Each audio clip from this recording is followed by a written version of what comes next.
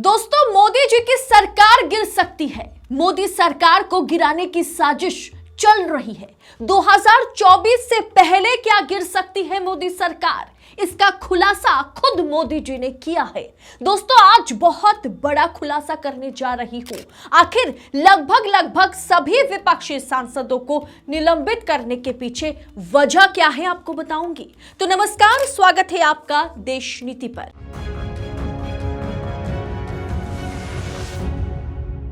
देश नीति, केवल सच्ची और पक्की खबरें। एक भाजपाई सांसद को बचाने के लिए 142 विपक्षी सांसदों को लोकसभा और राज्यसभा से निकाल दिया गया। कल 92 सांसद निकाले गए और आज सुबह होते ही 50 और सांसदों को निकाला गया। मतलब साफ है कि एक देश एक पार्टी का कॉन्सेप्ट ही लागू किया जा रहा है। इन 142 सांसदों ने बस ये मांग की थी, अमित शाह जो कि हमारे गृह मंत्री हैं, पार्लियामेंट पर हमला होता है और माननीय गृह मंत्री सामने आए, इस पर चर्चा करें, सदन में बयान दे, भाषण दे। जिस भाजपाई सांसद की गेट पास से हमलावर अंदर घुसे, उस सांसद को निलंबित किया जाए या उन पर जो है कार्रवाई हो, यह सवाल विपक्ष उठा रहा था। लेकिन उल्टा सवाल पूछने वाले तो छोड़ दीजिए, जो पार्लियामेंट में शायद उस दिन मौजूद भी ना हो, उन्हें भी सस्पेंड किया गया। लेकिन सांसदों को निलंबित करने के पीछे असली खेला कुछ और है, जिसका खुलासा खुद नरेंद्र मोदी ने किया है। वो है 2024 चुनाव से पहले भाजपा की, मोदी की सरकार गिर सकती है। इसीलिए मोदी जी के इशारे पर ही 1975 यानी 1975 को फिर से दोहराया जा रहा है। देश में इमरजेंसी लागू किया जा रहा है, क्योंकि नरेंद्र मोदी खुद कह रहे हैं कि मेरी सरकार गिर सकती है, मेरी सरकार को गिराने की प्लानिंग चल रही है। जी हाँ, लेकिन सबसे बड़ा सवाल ना ये दोनों व्यक्ति पर उठ रहे हैं, एक लोकसभा स्पीकर ओम बिरला और एक राज्यसभा के सभापति उपराष्ट्रपति जगदीप धनखड़। किसी के सम्मान में किसी के सामने हाथ जोड़ना, झुकना गलत नहीं है, लेकिन लोकतंत्र की रीढ़ की हड्डी को मजबूत रखना ओम बिरला और धनखड़ साहब की जिम्मेदारी है। आज सोशल मीडिया पर दोस्तों इस तरह की तस्वीर शेयर हो रही है जो शर्मनाक है, एक राज्यसभा के सभापति के लिए, उपराष्ट्रपति के लिए और लोकसभा स्पीकर के लिए। और इसमें सिर्फ नरेंद्र मोदी के इशारे पर पार्लियामेंट में काम नहीं चल रहा, इस पर गोदी मीडिया भी ना मोदी जी के इशारे पर थिरकती हुई नजर आ रही है। दोस्तों, कल इतने सारे सांसद निलंबित होने के बाद भी एक भी पत्रकार टीवी पर बैठकर ये नहीं कह पाए कि सदन में विपक्ष के साथ जो हो रहा है वो गलत है। कोई भी एंकर सरकार से, सभापति से, स्पीकर से ये सवाल नहीं पूछ पाए कि विपक्षी सांसदों को क्यों निलंबित किया जा रहा है।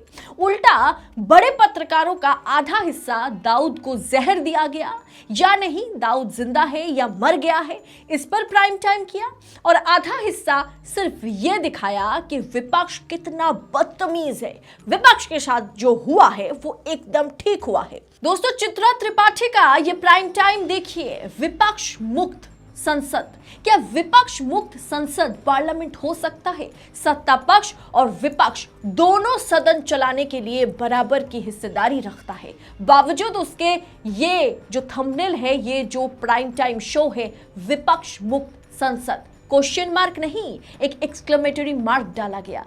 सोचिए दोस्तों, सदन में दुर्व्यवहार, निलंबित वाला प्रहार, ये है हमारे ये धूत जो नशे में धूत पाए गए थे अपना कार्यक्रम करते हुए, अपना प्राइम टाइम करते हुए, उनका आज का जी में ये प्राइम टाइम देखिए कि सदन में दुर्व्यवहार करोगे तो निलंबित वाला प्रहार मिलेगा। लेकिन दुर्व्यवहार, सवाल पूछना क्या बदतमीजी हो सकती है? सवाल पूछना क्या दुर्व्यवहार हो सकता है? दूसरे दिन सुबह सुबह 50 सांसदों को और निलंबित किया गया। विपक्ष सदन के बाहर प्रोटेस्ट पर अभी भी लगा हुआ है। इस बीच मोदी जी का बयान आता है कि विपक्ष केंद्र में हमारी सरकार को गिराना चाहता है, इसीलिए सदन में हंगामा कर रहा है। तो प्रधानमंत्री का मतलब क्या हुआ कि विपक्ष मोदी जी की सरकार को गिराना चाहता है, इसीलिए मोदी जी उनका बोलती बंद कर रहा है। दोस्तों, आपको मैंने पिछले वीडियो में बताया था ना कि ये 5 बड़े उस्ताद हैं जो मोदी शाह की बनी बनाई साम्राज्य को ढा सकता है। और डर, मोदी जी को सत्ता गंवाने का डर जो है ना, मोदी जी को इस वक्त सता रहा है। इसीलिए विपक्ष के नेताओं को, जो ममता के सांसद हैं, जो केजरीवाल के सांसद हैं, जो कांग्रेस के सांसद हैं, जो एनसीपी के सांसद हैं, जो शिवसेना के सांसद हैं, जो आरजेडी के सांसद हैं, यानी सभी विपक्षी सांसद जो है उन्हें चुन चुनकर उखाड़ कर फेंका जा रहा है पार्लियामेंट से। 2024 में मोदी की सत्ता वापसी ना हो, मोदी को सत्ता से हटाने या सरकार गिराने की क्षमता ये 5 उस्ताद रखते हैं दोस्तों। इसीलिए मोदी जी ने कहा कि केंद्र सरकार को गिराना चाहता है विपक्ष। दोस्तों, ये मोदी जी का ना डर है, डर। क्योंकि आप समझने की कोशिश कीजिए, अगर मोदी जी कहते हैं कि मेरी जो सरकार है उसे गिराने की कोशिश हो रही है, मेरी सरकार गिर जाएगी, ऐसी साजिश जो है रची जा रही है।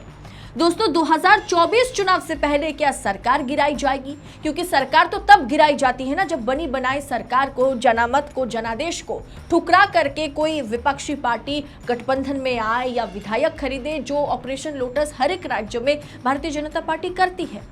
सरकार गिराने का मतलब क्या है कि बनी बनाई सरकार को गिराने की कोशिश हो रही है क्या 2024 से पहले? अगर 24 की बात की जाए कि सत्ता वापसी ना हो, इसकी कोशिश कर रही है कांग्रेस या पूरा विपक्ष इसका कोशिश कर रहा है, तो उस हिसाब से तो 2024 में चुनाव होगा और चुनाव में तय होगा कि जनता किसे चुनती है। और इससे पहले मोदी जी का इस तरह का बयान कि मेरी सरकार या केंद्र सरकार को गिराना चाहता है विपक्ष, गिराने का अर्थ क्या है? क्या 2024 चुनाव से पहले गिराने की बात मोदी जी कर रहे हैं? इस डर से दोस्तों, ये जो डर है ना, इसी डर से एक बार इंदिरा गांधी ने देश में इमरजेंसी लागू किया था, क्योंकि उन्हें मालूम था कि उनकी सत्ता जो है हाथ से जाती हुई दिख रही है, जिसके चलते उनकी भी सत्ता वापसी नहीं हुई थी चुनाव के बाद। और आज मोदी जी भी उसी रास्ते पर चल रहे हैं, जो साफ संकेत है कि मोदी की भी हार ना आगे सुनिश्चित है। और मोदी के भीतर वो डर दिख रहा है कि मेरी सरकार, केंद्र सरकार को गिराने की कोशिश कर रहा है विपक्ष। दोस्तों, विपक्ष का काम ही क्या है? सरकार से सवाल पूछना, सरकार के कामकाज में दखल देना, सरकार को स्क्रूटिनी में रखना, फिल्टर करना सरकार को, और साथ ही साथ आने वाले चुनाव में विपक्ष सत्ता पर काबिज हो पाए, यही काम जो है विपक्ष करता है। इस पर जयराम रमेश ने ट्वीट करते हुए लिखा कि आज सिर्फ लोकसभा से इंडिया की पार्टियों के कम से कम 50 और सांसदों को निलंबित कर दिया गया। विपक्ष को पूरी तरह से खत्म किया जा रहा है ताकि खतरनाक विधेयकों को बिना किसी सार्थक बहस के पारित किया जा सके। ऐसा इसलिए भी हो रहा है ताकि 13 दिसंबर को लोकसभा में 2 आरोपियों के प्रवेश दिलाने वाले भाजपा सांसद बेदाग हो जाए। नई संसद में डेमोक्रेसी के हर तरह के अत्याचार सामने आ रहे हैं। तो वहीं जब पत्रकार ने राहुल गांधी से पार्लियामेंट के बाहर सवाल पूछा, तो राहुल गांधी ने इस पर सिर्फ एक लाइन का जवाब दिया, और वो सवाल उन्होंने उन पत्रकारों पर ही छोड़ दिया कि आप खुद विचार करें, आप खुद देखिए ना क्या हो रहा है।